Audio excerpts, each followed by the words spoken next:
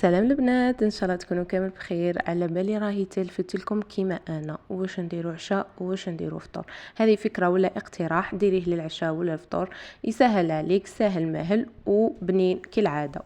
اول حاجه كتعدي كميه من الفيونداشي، زدت لها شويه بصل كنت رحيته مع سنه ثوم، زدت لها لي زيبيس، درت ملح فلفل كحل زنجبيل وملحتها، وزدت لها حبابيض. انا دات لي حبابيض، نتوما دوكا على حسب الكميه تاع الفيونداشي تاعكم. كملت تبلت اللحم تاعي ورحت درتو دي بولات. لي بولات لهنا كيما تحبوا تقلوهم قبل في الزيت وزبده، ومن بعد تزيدوهم للمرقه تاعكم. تحبوا ديروهم عادي كيما درتهم انا، دوكا هذه ترجع لكم.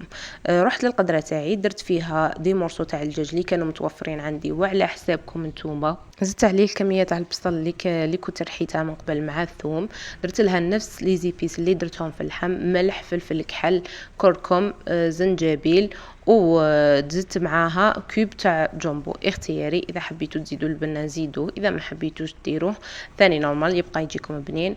رحت زدت كميه تاع الحمص تاعي. انا كان الحمص تاعي طايب، مرقت القدره تاعي وزدت لي بولات وخليتها طيب على نار هاديه. هنا بعد ما طابت لي نحيت هذاك الدجاج حمرته وزدت لها شويه معدنوس كنت درته ديجا ثاني في الاول، هذا للتزيين فقط.